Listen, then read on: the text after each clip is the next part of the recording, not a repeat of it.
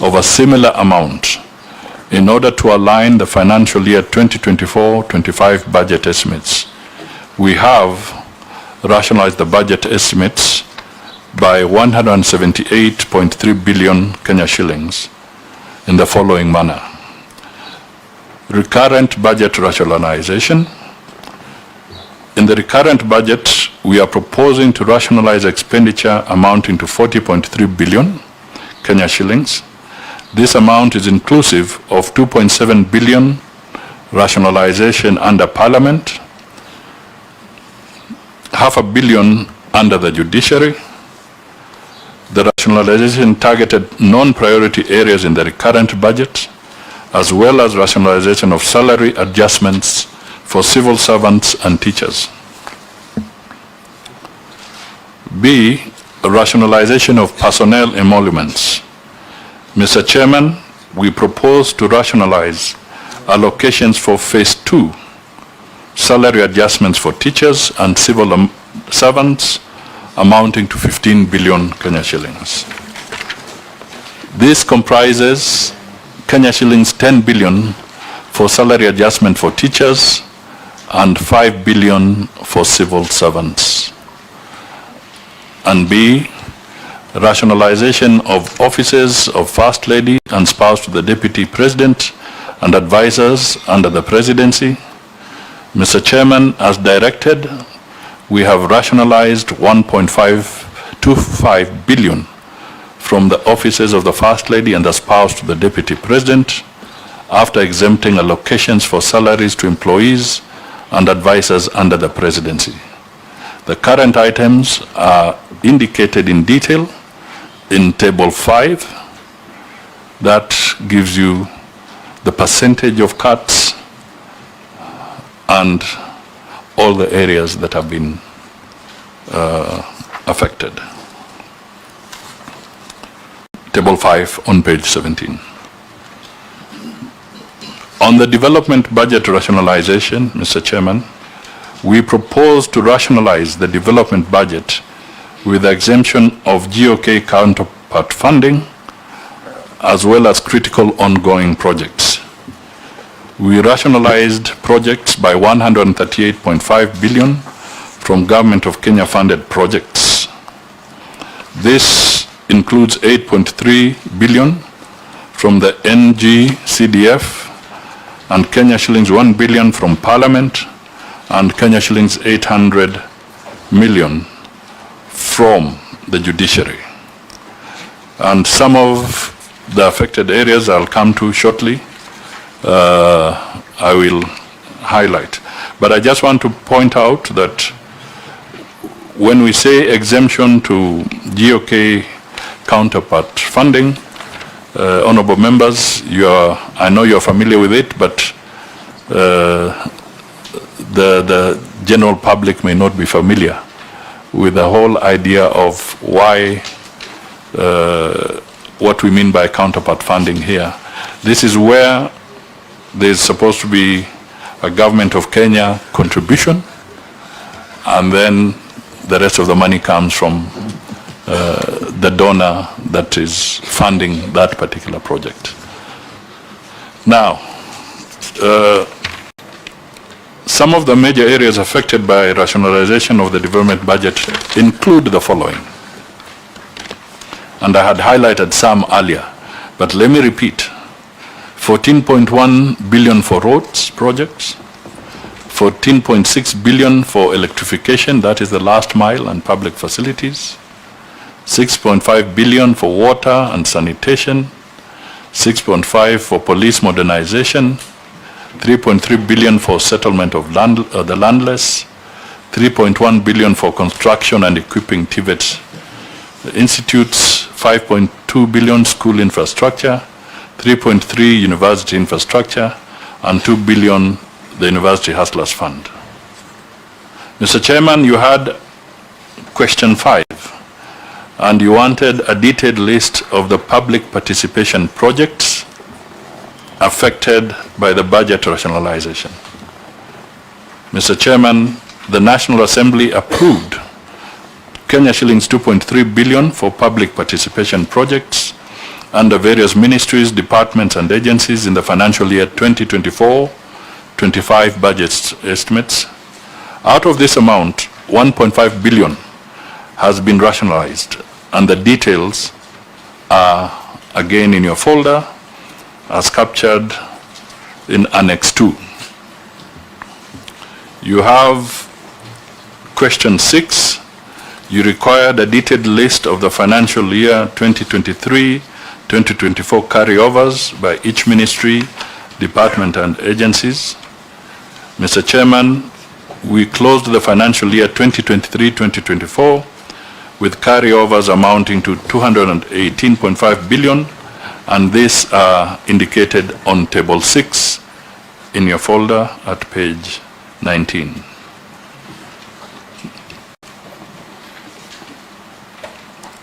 Now, Mr. Chairman, I think there are some indications of the highlights with that Kenya has with the International Monetary Fund program. I'll try and go through them very briefly, and then if there are details, again the team is here to respond. But, Mr. Chairman, I think I may want to flag one thing, that when we talk about the IMF, I think it's important for the Kenyan out there to know that we are members of this institution. We are also members of the World Bank. Because we tend to talk to them or talk of them as if they are aliens. But it is important for the Kenyan people to know that in simple language, we are subscribers or shareholders within these institutions. I think that's the simple language I would want to communicate to the Kenyan public, because we tend to talk of it as if we are not part of them and so forth, but it's important that this comes through. Now, the highlights are as follows. Mr. Chairman, we have just concluded the 7th review of our program with the IMF. Based on our preliminary assessment, we met the end June 2024 quantitative performance criteria, targets on net international reserves, basically including no new domestic guarantees and present value of contracting or guaranteeing of new external debt, and the continuous of ensuring that there are no new external payment arrears. So basically there were targets of various quantitative performance criteria, including, and you can see that, making sure that we minimize the accumulation of external arrears, which means the government of Kenya had to make sure it's paying promptly. We, however, did not meet the end June 2024 criteria on the primary budget balance and tax revenue, for which we have sought waiver based on commitment to pursue fiscal consolidation. And this is, of course, compounded by the fact that the Finance Act is now not there. So clearly, the issues around the projected tax revenues and so forth can no longer stand as they were. We had the other targets, which, Mr. Chairman, I think in the interest of time, maybe I'll just highlight they are technical in nature, but we had targets which maybe I can just focus in addition around the tax area.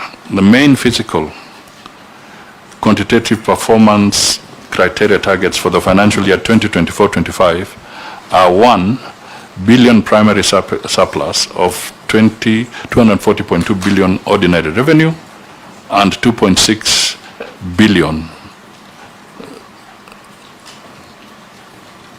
on tax revenue. In addition, we have the following indicative targets. We need to collect 2.3 billion, and we have to stop accumulation of pending bills. But this now will not be a reality as we go forward. We also have to minimize accumulation of exchequer requests, and we have to focus on spending priorities that have a proper impact socially. So, Mr. Chairman, the issues around the IMF, maybe look at paragraph 44, because the others are largely technical, and I'm trying to leave that to the committee to look at.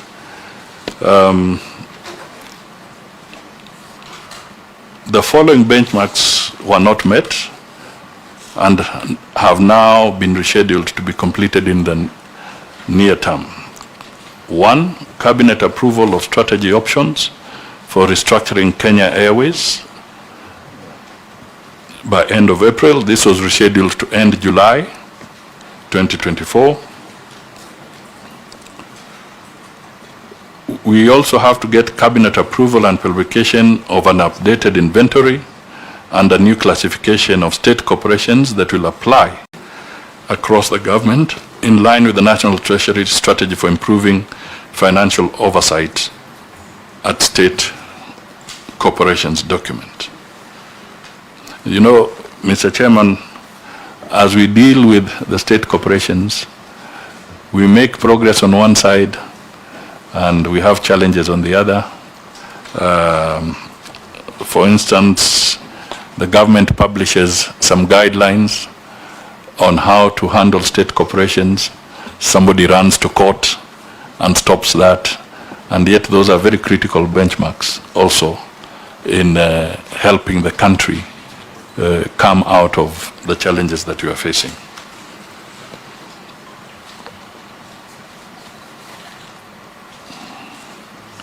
The National Treasury, amongst other things, is also supposed to submit to Parliament legal amendments to anchor the state corporation's ownership policy and other state-owned enterprise blueprint measures so that they can be put into law.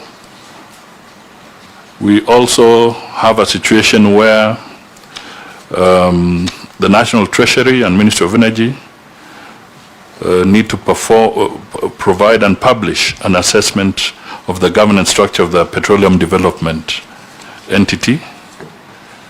And Mr. Chairman, I want to say that in spite of all these challenges, the Treasury has had a very robust engagement with the International Monetary Fund, even in the midst of the challenges we've been facing. And the government has submitted for approval to the IMF Executive Board our program, our economic policies and programs, and we know that the IMF board will be meeting at the end of August 2024, and it is our desire and hope that Kenya's proposition will receive favorable consideration so that we can move beyond the challenges we are facing. Finally,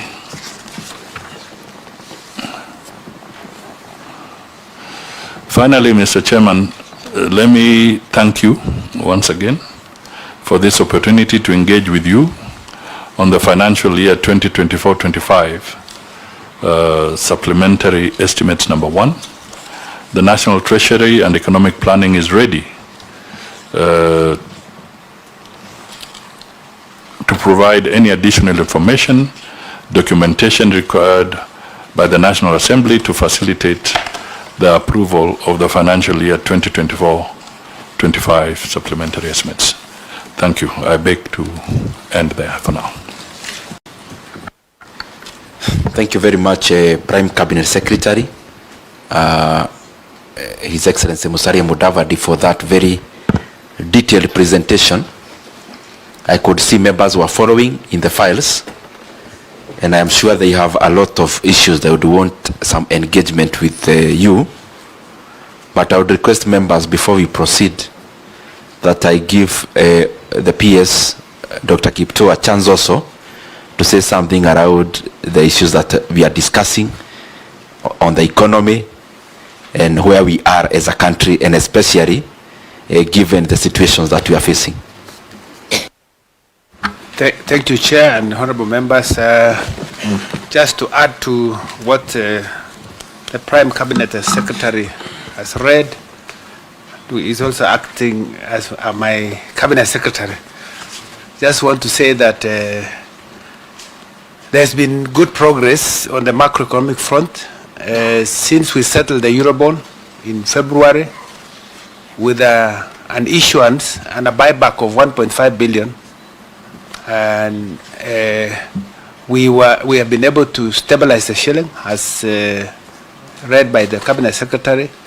Now the shilling is at around 129, 130, and we have seen inflation decline by 5% from 9.6 in October 2022 to now around 4.6, and that means cost of living has in a big way also been tackled, because food inflation and fuel inflation is now declined in a big way. And that stability in the foreign exchange market has also demonstrated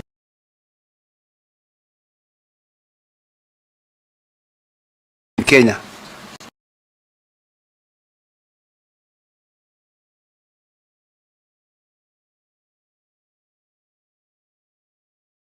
Participation of investors at the stock exchange.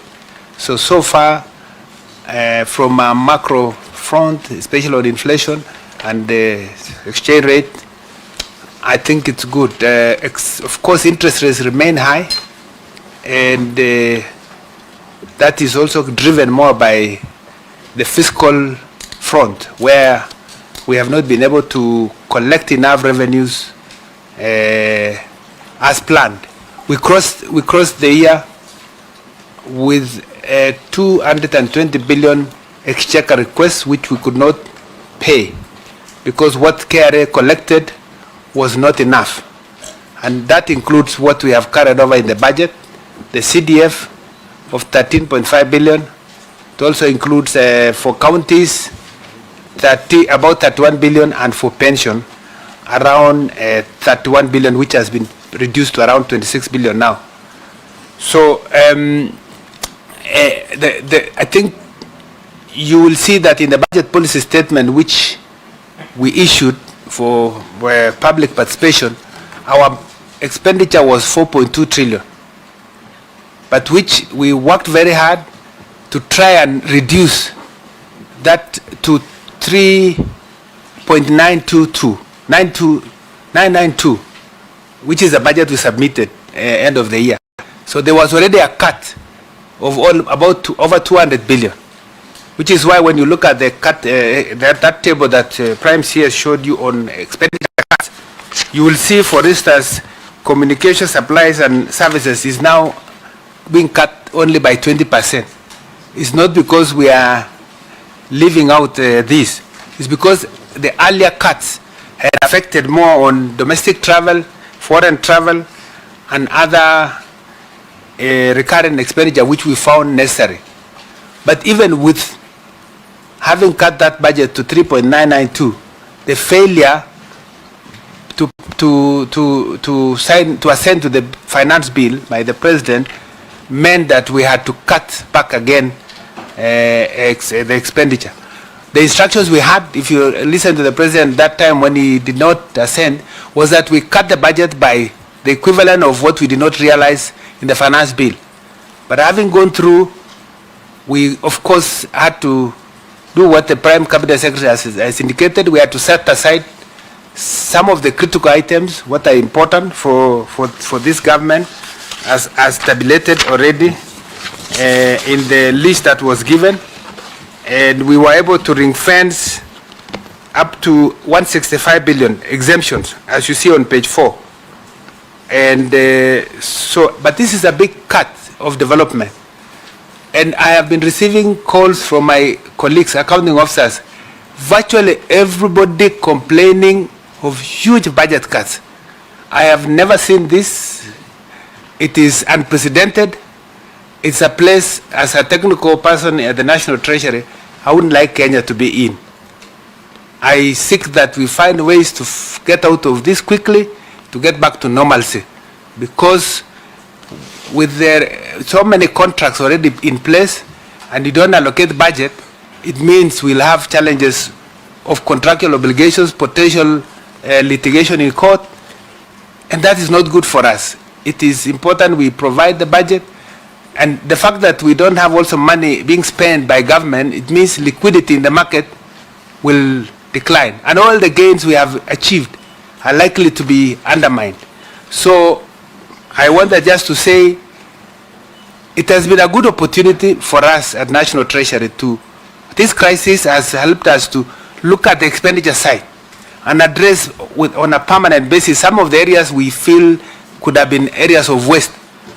But I think the pendulum has swung too much, to the extent that I think we have cut to almost everyone and is unable to perform. So the solution could have been more expenditure cuts. But if you look at what you have there, if you do some maths, we have a budget of 3.83 trillion. Is it 3.87 trillion, out of which recurrent is 2.8. Of that 2.8 trillion of recurrent, what we call CFS, Consolidated Fund Services, is 1.2 trillion. And if you take the revenues that are estimated in what you see there of ordinary revenue of 2.6 trillion, it means we are spending 45% of the revenues we get from KRA to just pay interest for loans that we have taken, and a bit on, if you isolate the pension, actually we are saying for every 4 shillings we are getting from KRA, we are spending to pay debt. So one of our biggest problems is the stock of debt that we have, which is piling up, because in the fiscal framework, the assumption is that you keep rolling over on the domestic debt, even when you pay interest payment. We have just settled now, today, we have paid 60, how much is it? 74 billion shillings that we have paid out of the revenues we had to accumulate to settle the Chinese debt. This month, and no, actually today is when we were paying off to settle the Chinese debt of 56 billion. And you can get other details for the rest of that make up to 74 billion.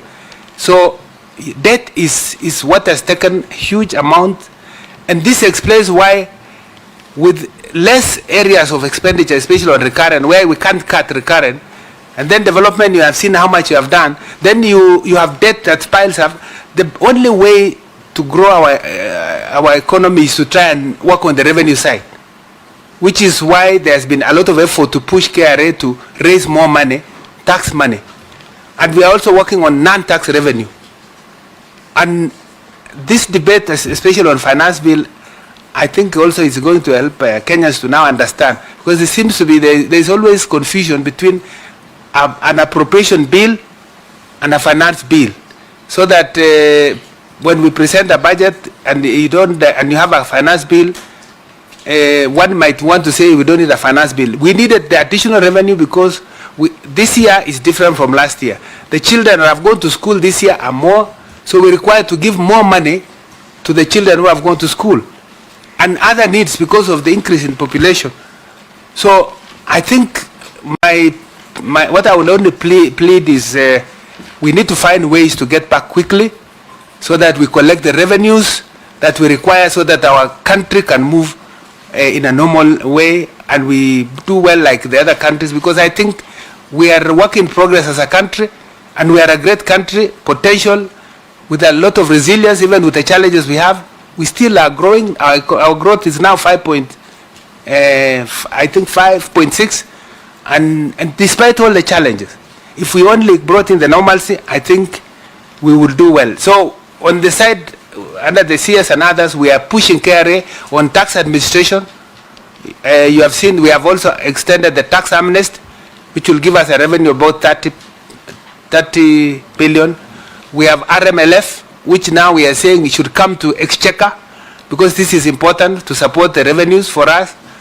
And then we have done a lot of SOE reforms, which we expect to raise to reduce the expenditure by about 7.3 billion. And all these are important reforms that require the support of Kenyans. So maybe I'll stop here for now, and it is my wish and the wish of us in Treasury colleagues that we have Kenyans support the process of budget making and the collection of revenues as required. We have also learned our lessons, and we will do more engagement. We will improve our communication. I think we have agreed we'll do regular updates every maybe 1 month or 2 months, where we inform the nation on where we are on many areas of economic activity, and probably also do more. I think we are telling KRA to do more education and awareness, so that people see what the value for paying taxes. And I think Kenyans are right when they ask how their money is being used. That's a legitimate question. And we encourage Parliament and everybody to ask us of how we have used the money. But let us get the revenues required for us to run the budget for the nation. Thank you very much. Members, I know there is a lot of interest. What we'll do is we'll take the first round of 5 members. Then the National Treasury answers, then we continue like that. And then on the team of the National Treasury, we request that you note them down so that we answer them in wholesale. 1, let me start from here. Over the last 3 days, we have noted also something that should be corrected. And by the way, the Prime Cabinet Secretary, most of the issues you'll hear from these members, they are generally to enrich. We've had a lot of questions also asking ourselves on how to improve our economy, and therefore whatever things you are going to hear, some are actually opinions as much as they are also answers, they are questions, because you also want to be a part of the solution. And in that regard, you realize Kenya being the informal economy it is, I mean a lot of activities happening informally, then there is a lot of levies and fees to collect beyond the taxes in terms of targets. And we have noted one thing that is very peculiar, which the National Treasury should take note of. Now that there is a squeeze in terms of exchequer, almost all the other departmental committees with sagas below them, all of them are requesting for enhancement of A&A. Enhancement of A&A meaning they are just requesting for them to be allowed to spend more, meaning there is a lot of space in that area. Look, for example, tourism fund, tourism promotion fund. This report indicates our tourism numbers have risen by close to 30%. But then there is nothing commensurate to show that the A&A being gotten from this enhancement in tourism, that this money is going into helping some of the problems that we have. And our advice as the committee is this: A&A must stop being the preserve of the collector. This is public money. Whether you call it sports fund, whether you call it tourism promotion fund, whether you call it tourism fund, these are Kenyans' money. Because then we have seen some kind of empire building, where because you have collected A&A, you want to look for expenditure to utilize that A&A. Treasury must initiate at this process, taking care of the current situation you are in. You must initiate changes in law. I know it's our work, but also you know what to do as a National Treasury. We open up the fund of tourism We open up a sports fund. We open up all the other funds, including the one for CA, that this money cannot continue to be constrained to be used for specific purposes. SOEs is the same. The only detail we have as a committee is transfer to this agency. But the truth of the matter is that PS, and you know, civil servants in Kenya are not the problem when it comes to recurrent expenditure. The problem is neither the people seated in this hall. They could be, but they are a little problem. The bigger problem is SOEs, state-owned enterprises and parastatals. We must find a way of getting the fresh out. Just the same way everyone has gotten a haircut, it cannot continue being that the budget making process, so to say, of Kenya Pipeline, of Kenya Post Authority, of all the other cash-rich agencies, that the board, that it stops with the board. It cannot continue to be like that. And I want you to check something called IRA, Insurance Regulatory Authority. And if it's possible, because it lies at the National Treasury, tell us how much is the money an employee per, I mean, how much money is allocated per employee in that agency, for example. How much surplus do they remit to the National Treasury? So that we continue now providing a solution to the lack of money by first of all taking the money that is low-lying fruit. Second thing is I want you to tell this committee also, PS, whether we are within the constitutional threshold when it comes to development expenditure and the entire budget. What it is provided in the law, whether we are within. The other thing is public participation projects. As the National Treasury, you are aware, that is usually non-negotiable. Because Kenyans have already proposed these projects, they are waiting for them, and therefore the haircut of 1.5 billion cannot be permitted.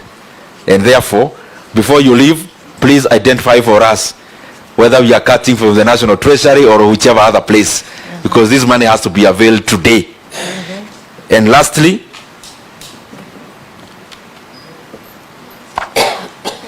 taxes.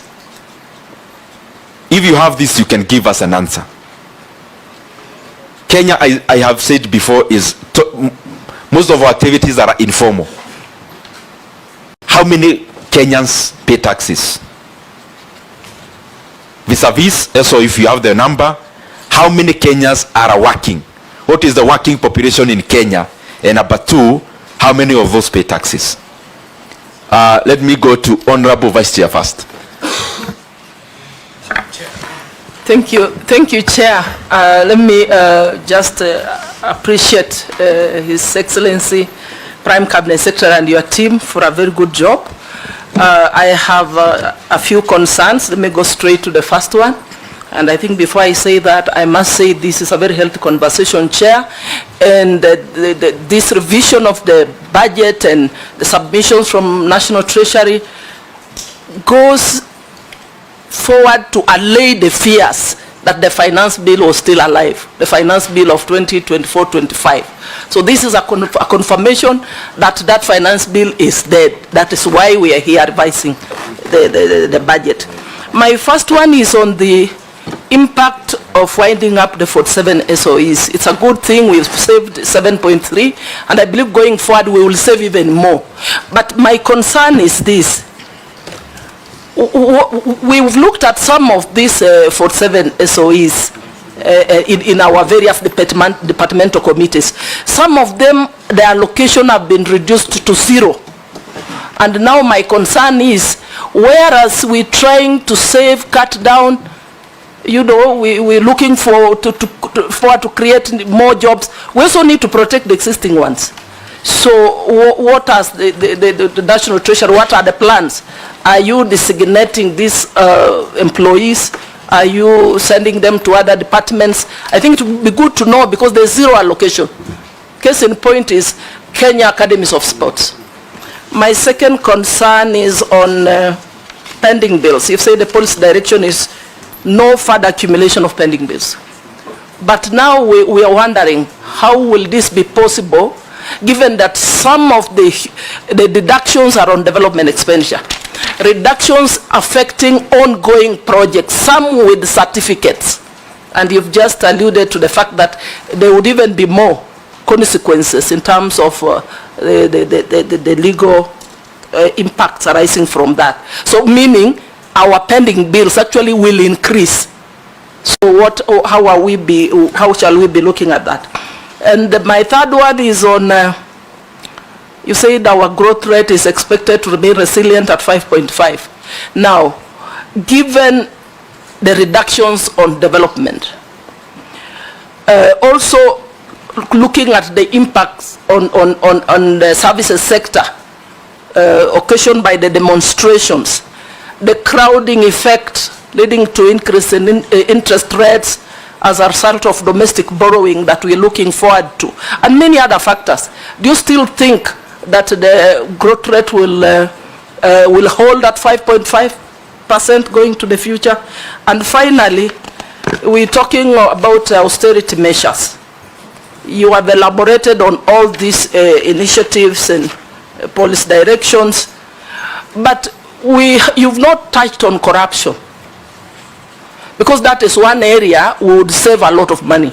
What are the plans? What are the strategies? How are we going to net in on corruption so that we make further savings? Thank you. Let me go to Honorable Mayor Masara. Thank you.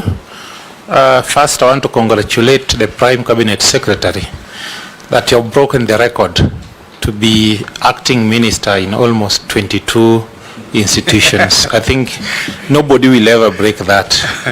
Congratulations once again. And I want to remind you, I'm married at your place, so when you are writing your CV as the person who has broken the record, you remember Masara there. I wanted people to laugh because we are in interesting times. Things are very tough. My concern, first, I want to appreciate how you have presented the document, because it has enriched the mind of the Kenyans on the happenings, the current happenings, more so on the issue of finance bill and the budget process. I want only to invest much of our time on the carryovers. Kindly let the committee know that these carryovers, more so the ones for developments, for counties, were they for development or recurrent? Because if they were for development, some of which are going to attract what is called penalties. So kindly furnish us with that information.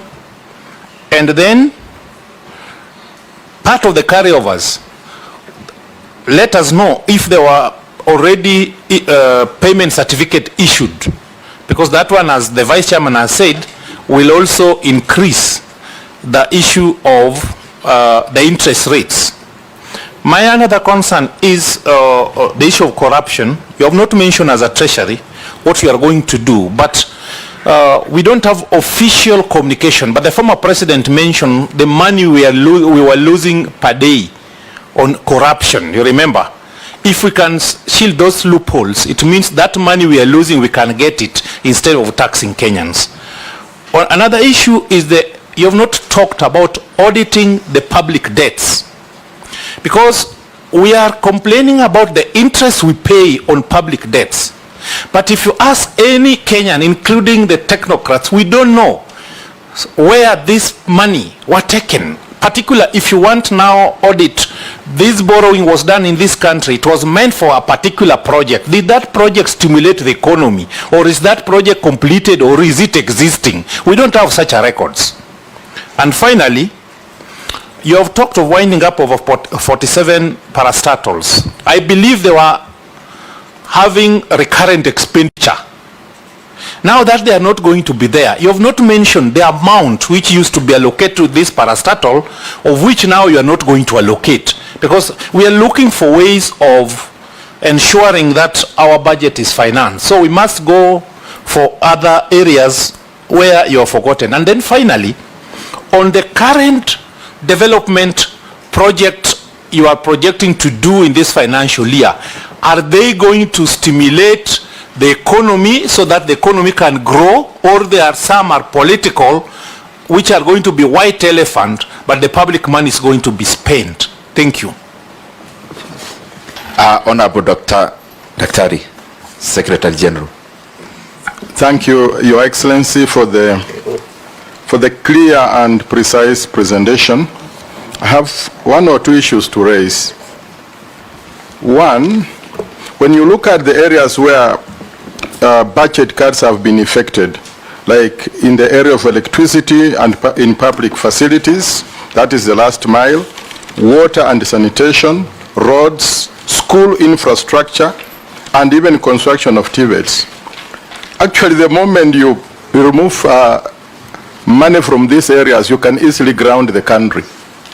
And so, in my proposal, why can't we have budget cuts focusing on recurrent expenditure and operations more than in the area of development, so that we raise money for development by effecting budget cuts in the area of operation? For example, there are so many areas like the mergers of parastatals, as has been said, austerity measures in various ministries that are duplicating each other. We've been in this budget committee and we've seen, for example, the commission on Nairobi River being implemented by 3 ministries, and each of them is bringing a budget here for implementing the same thing. I don't know whether you've been able to identify those duplication of roles so that we can remove money and rechannel this money in this area. And so we can be able to raise money if we are serious. The other thing is, apart from just the normal budget presentations, has the ministry done a 3-5-year projection on austerity measures and say, within the next 4-5 years, if we actually delve into austerity measures properly, we can raise this amount and channel it to development. Finally, what is the impact of the pending bills of 2023-2024 financial year to the 2024-2025 budget? What is the fate of this carryover? Thank you, Chairman. Then we go to Honorable Miri Mabona. Thank you, Chair. And I want to thank the Cabinet Secretary and the entire Treasury for a good presentation. And Chair, I just want to say that I support the budget cuts, and even though that I think we can reduce even further. I think I'm not saying just because of what is happening here. I have actually said it before in this committee, because we need to be very realistic in the way we do our budgeting. I saw a comment by one of the Gen Zs that was actually equating our national budget to our own family budgets. And if you have only 10,000 Kenya shillings and you need to do food, buy food and buy shoes, you can't do shoes and then leave food. But the way we have been budgeting is actually the opposite. We are buying shoes and leaving food. And when we do that, then there is pressure for us to increase revenue, and hence the finance, infamous finance bill. So for me, it's very important that we are more realistic, because we create an artificial need for revenue when we can actually budget as a country within our means. I know we have blamed the IMFs and all, and I'm sure they are doing wrong. But first, let us point fingers at ourselves before we point fingers even at the IMF, because there are things we can do at home that don't need to put those kind of pressure on us. Chair, the only thing, other thing I wanted to indicate is that I've seen that the Treasury has indicated areas where they need the cuts, but without premising them on certain principles, and that's why Daktari is actually going back to leave this and that. If you want to be very fair, it's always good to move on principles. And for me, one, which I've again said several in this committee, is there equity? One, in the cuts, and secondly, not only just in the cuts, but in the spreading out of the little since we are going on austerity measures. And the Chair, I don't want to be selfish, but this is a very skeletal document, which, and if with the documents that you have on cards, yeah, they are about from page 1 to page 9, yeah.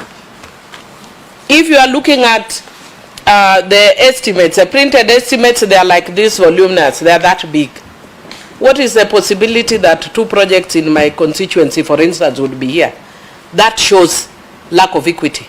I don't mind programs in my constituency being removed for us to deal with the issues of austerity now and to deal with the crisis in the country, but there must be equity, both in cuts and also in spreading out what is remaining. Secondly, we must look at or preserve the pro-people project, the one that reaches people directly, especially Gen Zs, in terms of job creation, but also in terms of training. So if you are removing the ones that are reaching them, but we are retaining some which may not have that sort of value, it doesn't help. Then third, projects that can stimulate the economy. And Chair, for instance, there are some construction, there are ongoing constructions which you don't need. I know there are many we've removed, but there are some that I've actually seen that are there. Again, consolidating roles is another. Unfortunately, one of the areas I've seen is an area I'm very passionate about, so I will not say it, I will not mention it, but it's an area I'm very passionate about. But they have 3 different agencies doing one thing. It's a lot of wastage. And if you are serious, and that's what part of the conditionalities I think that IMF has given us, but we are going round and round like we are not able to. Again, Chair, the issue of public participation. Because we went to the public, they told us where the issue is pinching, let's not remove that. And finally, Chair, on a light note, I can, you have told us that the demonstrations are keeping tourists away. But I actually think it's the opposite. If we can actually do away with the police beating demonstrators and the goons that are somehow infused, why? Because Ugandans will come here, Nigerians will come to see our Gen Zs are actually demonstrating with style, you know. They are good, they dance, they do no peaceful, no distraction, so we can actually use it to bring more tourists. So just be nice to the Gen Zs. Thank you, Chair. Honorable Chris Aseka, member for Quisero. Thank you, Chair. Thank you, PCS, and I want to declare some interest. PCS is my political father. We only parted ways when he declared an earthquake. So umeharibika afterwards. No, when he declared an earthquake, I thought maybe it would bring down the whole world. I didn't know that it was a political earthquake. But it's good to know that he's brought me up in politics. I have to. I may not be an authority in economics, but I think the technical people from Treasury are. When you reduce a budget by a whopping 138 billion from development expenditures, what it means that you are reducing economic activities in the economy. The net effect is that the collections will be down and the economy will not grow. The PS has alluded to them, but I don't know if the PS interacted with this document before it was brought to the National Assembly. 2, when you reduce domestic travels, it means you are affecting service industry in the entire country. The net effect is that the economy will not grow. I agree with my Vice Chair. How do you expect to grow this economy by 5.5%? 2, you have indicated that you are trying to encourage direct foreign investment in this country. We've had reports that many investors are fleeing out of Kenya to our neighboring countries. What could be the reasons? And from where you see Treasury, is there a strategy you've put in place to really attract this direct foreign investment? Thank you, Chair. Honorable David Ochieng. Chair, thank you so much, and thank you so much, PCS and the PS Treasury. A couple of questions. The first one is, Chair, the finance bill that everyone keeps talking about, where did it come from? Treasury or State House? What is your role in it? Because everyone's trying to wash their hands off it. It now became Parliament's baby. And there are things there that were brought in the last Finance Act as remedies to situations that we had at that time. For example, we reduced taxation on cooking oil. We were proposing to increase it in this budget. We reduced, in the finance bill, we reduced the price of bread. We were all of a sudden increasing it. The motor vehicle tax, and all these things. Where did these proposals come from? Because it is the elephant in the room. The last financial year, 2023-24, the finance bill was quite top heavy. And we were told that if you just pass this finance bill, if you just allow this housing levy and all these things, they will have revenues. But the reports we are now getting is that the returns from the 2023-2024 Finance Act are not what we projected. What went wrong? Why are we not able to harness the gains we made in the Finance Act 23-24? Number two, the KRA reforms. Because, Chair, as you would know, and we've been told, this is not conjecture, there are KRA staff who are running mini KRAs. We've been told through the media so many times the fact that the KRA could actually collect more than what they are collecting now by half, meaning they could collect 1.5 of what they are collecting now.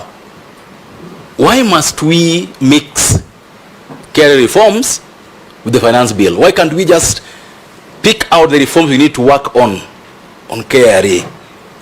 If it is corruption, if it is systems, if it is the people. Because we are losing money in that regard.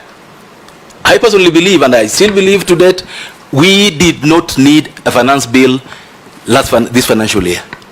If we had done the reforms we required, the finance bill of this year would have been reducing the burden on Kenyans. Because you told us very clearly last year that this is the silver bullet. Chair, our fiscal policy, environment and framework. In the last 18 months, 24 months, we seem to be playing ping pong with the economic policy. No one knows whether next year we'll have another tax hikes on areas that promote investments. There's no certainty. There's no predictability. How do we convince people to come into this market if next year again we'll have the kind of thing happening today? People go to the streets because the gains we've made in the previous finance acts and finance bills are being eroded by doing the right things we should be doing. Chair, I would like to know how the Treasury is working with the Office of the Auditor General. Because that office has flagged so many things the last 1 year. The areas where you're losing money in the counties at the national government level. Issues of accountability by CDF committees in the constituencies, the various ministries and parastatals. What is being done to ensure that that is available is being used the right way, so that the measures we are now proposing, the austerity measures we are now proposing, are able to make us have some gains in that. And finally, just following up on what the Honorable Millie has said, in these cuts, and I say this is a very heavy cut, a very heavy hat, in these cuts, there is almost a clear pattern that in the cuts you are making, the MPs who voted no are being targeted in their constituencies. What do you have to say about that? Thank you. Let me go to Honorable Ruth. I was almost saying AU, but I realized, I read something that something is happening. Thank you very much, Chair, and thank you Treasury and especially our Prime Cabinet Secretary, who is somebody I know very well, very good friend. I'm happy to have this opportunity to at least ask a few questions. First of all, what I would like to say is how sincere are we with this kind of budget cuts? For me, these budget cuts I see are mostly targeting actually the common mwananchi. Because when you look at it, you talk about maintaining affordable housing. Yet, we are having cuts on TVETs. And many of these TVETs were there to help support our young people to get to go to these colleges to be able to work within this affordable housing that we were saying. When you look at the pending, when you say you have cuts on some of the development projects, which means we are going to increase even the pending bills that we have. And those pending bills, really, as I'm speaking to you right now, contractors are really suffering. Not only in the national government projects, but even the county governments, because they're not being paid. And now there's these measures of maybe having even extra pending bills because of these cuts that you're actually bringing up. What are we going to do? Because how was it informed? Within this short period, have you looked? When I look at it, there are projects that are there that were under public participation of areas that had floods. And these floods, we are saying we want gambions. We want the flood mitigations to be done. And you're cutting those mercilessly across. Yet we are going to still have the floods next year. Or have we done something on climate change? Yeah. So basically, I know we are saying we want to do these cuts. And when you also look at it, we already had been complaining even in Parliament about equity.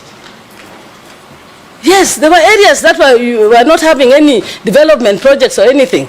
Now that you're going to cut, does it mean that these places that didn't even have these projects are going to be cut further? Or like my colleague Millie Odhiambo said, there's going to be some equity and fair distribution of this cut across the whole country? Because I am sure that when I look at the list that we even have here on the public participation, it looks like mostly the areas that comes from the people who you are saying, for example, are supporting Gen Z or that said no of corruption.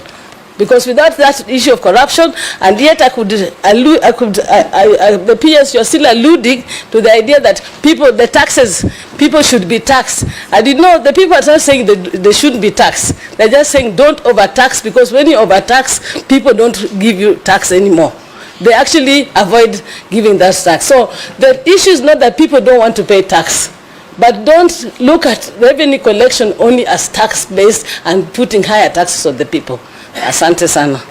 And my last question, sorry. On the road maintenance levy, which will generate about 32 billion, will this go to the exchequer or is it going to the roads board? Thank you I would very like much. to have that answer. Thank you so much. Thank you very much, Honorable Ruth. Members, I'm not trying to control for us to comment, but to be very fair, because you've been sitting here for 4 days. We have project lists from all MDAs.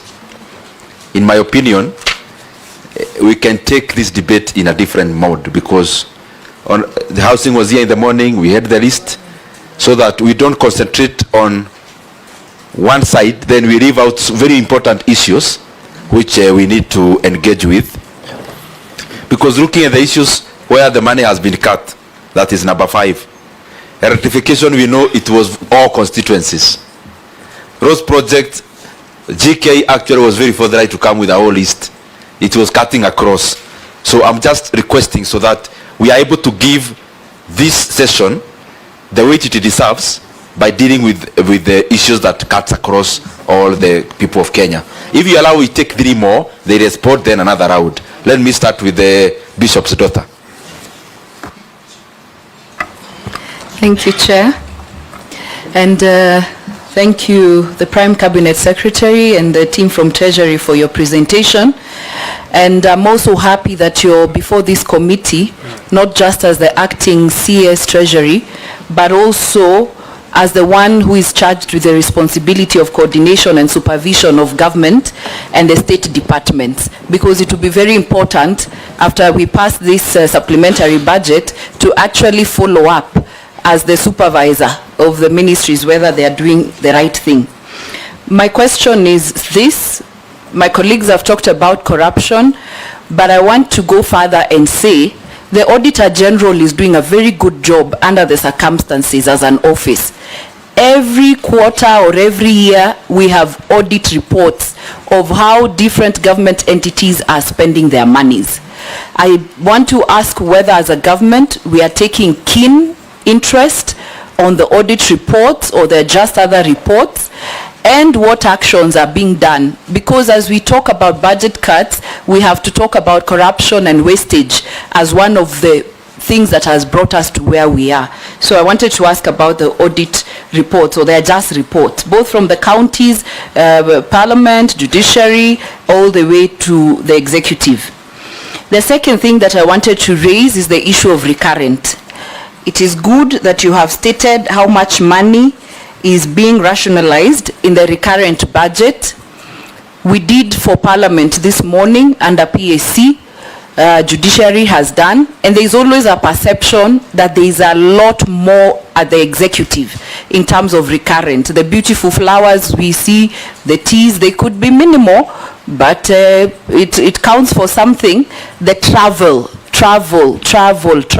in these parastatals all over, people traveling for an essential. There are meetings which are essential where the country position maybe has to go and be represented, but just travel, even as members of parliament, we've ceded ground and we've said it's something that should be considered. So at the executive level, has that been really taken care of at the recurrent?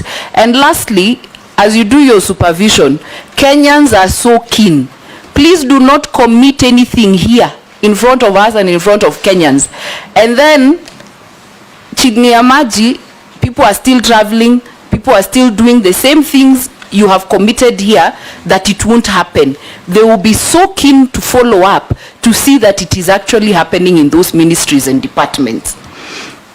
To my second last issue, an issue like NHIF, do we need to still move to shift, or you do reforms in NHIF? Because there are costs that will be incurred as you move to shift. Can we just do reforms of NHIF? Because the majority of it was working. So can we just, improve and make the reforms that we need at NHIF? The issue of communication, you have stated rightly. KRA and Treasury, you need to work on your communication in a language that Kenyans understand. Why we need to raise, why the taxes need to be raised in a certain manner, and as you're considerate also to Kenyans, but your communication is key. And finally, I don't understand why the president has 10 or 8 advisors on economics, and then Treasury is doing its own things at Treasury. Then some of your advisors are talking like they are not in the same government. They are even talking against you, Treasury. And you're wondering, are you working together? Are you, there could be a challenge and a problem between the advisors and Treasury, because I thought the main key person to advise the president on issues to do with economics is the cabinet secretary responsible with Treasury. Now you have some people who sit in air-conditioned offices who don't understand what Kenyans are going through, and then they are just talking in cross-purpose communication. And maybe that is where the big challenge in terms of Treasury and even the president, the issue is going. So as I conclude on the taxes, also you said Kenyans are resilient. Kenyans are resilient. They can even be looking for ways to circumvent paying taxes. That you think we are resilient, but the more you continue taxing us, and that is why the raising of taxes is not commensurate to how much we are getting, because Kenyans are just looking for ways of surviving under the tough circumstances. So we need to get a way to communicate and convince them why they should pay taxes and why they get value for the money of it. And as you tell us about the debts and everything, I think that should be public information. Audit your debts, tell us where we are, so that we understand and we move together. Don't just be telling us every other time we have loans to pay. Kenyans are asking which loans, what were they for, did we get value for money, and how much are we paying? Do for us simple, and we will understand and work with you. Honorable Mashako. Thank you, Chair. I like first to commend the National Treasury and the PCS for a good presentation. Chair, I have about 2 or 3 questions. One is, we know we have a very good tax policy that I think was launched last year. I just wanted to know from Treasury how that tax policy is influencing or is guiding the decisions to either tax Kenyans more or reduce the burden of taxation, or how is it informing even the finance bill that we had just recently? Why I say that, Chair? When Chair Finance and Economic Planning Kimani Kuria came before this committee, he indicated that he wanted some budget under Treasury and KRA that will allow a study be done to show now the sensitivity of either higher taxes on revenue collection. And I would really want to know whether this has been done in the past, or it is this time that Treasury is waking up to realizing that more taxation does not necessarily mean additional revenue to the country. Because if that is the case, then we want to see that future finance bills or future any attempt to tax Kenyans more may lead to a justification around a study that has been conducted, so that we are sure any additional tax burden will generate additional revenue. Because we know for a fact that last year, fuel levy, when we introduced taxes on fuel, we didn't raise enough revenue as anticipated. Tied to that, Chair, is that we have raised fuel levy from 18 to 25. And I just wanted to know, and a colleague of mine mentioned this, is that do we have a framework? Which laws are we going to use so that then the money that we raise under a road maintenance levy fund would be used to fund our budget? Because there's an indication that that money that will be raised will help reduce will help fund the budget that we have today. Second, Chair, most of the departmental committees that have come before us have indicated that the departments and ministries they oversight are complaining that you have cut, not that they're complaining that you've cut their budgets, but they're complaining that you've cut so much, including employees, salaries and benefits, PE, personal emoluments. So I just wanted to hear from Treasury, when you cut across, are there departments that you feel you need to reinstate their PEs? I want to give you 2 examples. One is Kenya Film Board, that you've cut 55% of their their personal emoluments. Go to CDA, Cost Development Authority. You've equally cut 122 million shillings, that they're indicating that that part of that, 65 million of that, is purely salaries and allowances. Then allow me to say this, Chair, as a last comment, that as we look at auditing loans, public debt, I think it's important as a country we also include auditing budgets, including this year's budget, to understand how balanced we are trying to cover the country. By balanced, I mean how skewed our budgets are. Because we look at the documents that have been presented before this budget committee, including projects that we see being done. You go to a county, you have 4 or 5 roads, yes, that are ongoing. You go to another county, no road, or only one. So I'm thinking of a situation whereby Treasury and maybe the government should institute a full audit of our budgets, maybe going back 5 years, to see where have you marginalized this country even more, where have you sent more money for, where have you, where has been the bias. So then as you move forward, we start a new Kenya that every part of this country benefits from these 3 and 4 trillion budgets. Thank you, Chair. Members, let's please give the National Treasury some time to respond, then we take the first round. Karibu sana, Your Excellency. Thank you, Mr. Chairman. Your Excellency, you may answer the ones you want, but you are free also to designate to your team. Yes, I'm sure they were listening very clearly, and I will go by your advice. Maybe I'll make my comments to touch on a little bit of what might be political concerns, and then the issue of some of the technical areas. My PS and his team can intervene on the various points. The first one, Mr. Chairman, it would be very bad policy if we tried to do cuts on the basis of how a member of parliament votes. That would be absolutely wrong, and I want to assure you that that is not to be anything that we want to adopt as a government. All Kenyans are taxpayers, and when they are in parliament, whether they vote yes or no, they are performing their constitutional and civic obligations, and therefore they cannot become victims of any penalization. So if there's any such thought, I would want to reassure the members that we will not subscribe to that. All Kenyans have a right, they're all taxpayers, and that is why we are here, so that we can look at our proposals. Mr. Chairman, I want to go further and commit that after we have finished with this presentation, in order to show that we have nothing to hide, the PS and his team are going to make sure that this document that we have used to make a presentation is made available to all the media houses. But beyond that, I actually advise that the Treasury buys space so that there's no distortion.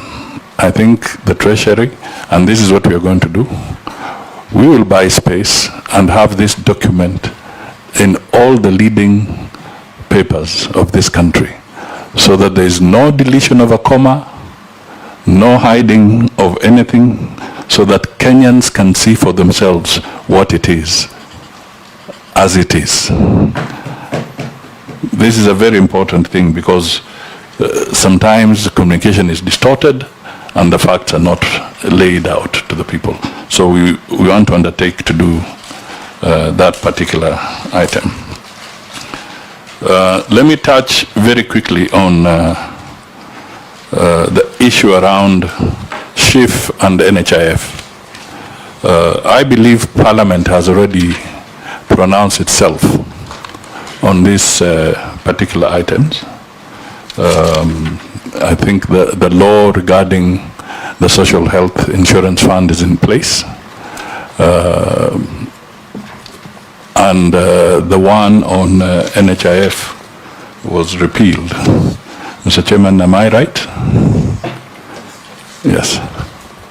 So I think what is important, we take into account what were the positives around the NHIF, and with the law that is in place, we then accelerate the process of ensuring that the targets or the objective of achieving universal health care is achieved, so that all Kenyans who deserve medical care can have their needs attended to under the Social Health Insurance Fund.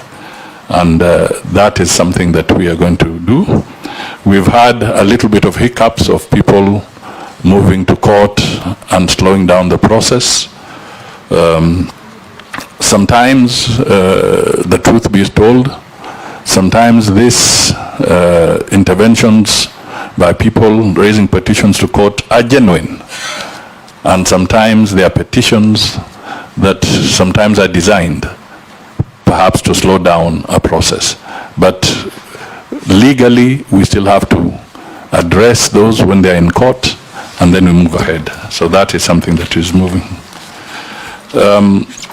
I want to also be able to state that on matters of tax policy, and I think KRA is in this room, they will be able to elaborate a little bit on matters tax policy. I think Mashako has spoken quite broadly on that. What I can only say is that tax policy and tax reform is continuous. There's a program that Treasury runs so that they have to continually look at the tax structure and the efficiency of the methods that have been employed and review them from time to time. Going back into history, if I may just give a quick example, because I was at the center of it when I was officially at the Treasury at that time. We moved away from the income tax department, the customs department and so forth, and created the KRA. And then the KRA became the first stage of reform moving forward. And maybe on a humorous note, one of the most interesting areas is that digitization that was being introduced was the famous PIN number. And there was so much resistance from Kenyans on this PIN number. They called it the number of the devil. Even it was being preached in churches by very prominent bishops that this is the number of the devil, that you're going to be identified by the number. But this was a strategy maybe conceived by people who want to evade tax to try and stop you in the tracks so that you cannot digitize and you cannot reform because the tax news will get closer to them. So even as we look at what we are going through in terms of tax policy, as we tighten the news, as efficiency, as digitization improves, you will find still there will be elements who will want to resist, because where they were evading before, with digitization and modernization, you find that the door or the window is closing on some of them. So these are things that we would have to anticipate. I think the issue of the debts, I just want to say that there is a debt register actually at the Treasury, and I think you'll want to speak to it, which is public, and it gives details of who do we owe. It is there. I think what the members are looking at is the issue of creating the forensic audit around the debt profile, and to see whether we got value for money at the end of the day. That is a valid issue, but we have to do it procedurally, because it is important that, because constitutionally it's the Auditor General who can audit all government accounts. And therefore, if we want to have that forensic audit, it has to be channeled through the Office of the Auditor General. And if for some reason the Office of the Auditor General is unable to do it, maybe because of being overstretched, it is the Office of the Auditor General that can recommend the appointment of an audit firm to conduct such a forensic audit. That is how the procedure should be. And I believe this is something that we have not lost. It is something that can be picked up and taken up in the right direction. In part of the issues that we want to look at is we agree that there must be a better strategy around implementation of the findings of the audit reports. This has been an area of weakness, especially when it comes to tackling matters corruption. And this cascades not just at the national government level, but it cascades to the county governments and it even cascades to the state enterprises. This is something that I think as a strategy of tackling corruption, I can only say that Parliament and the executive will need to work very closely together so that we can have a better strategy around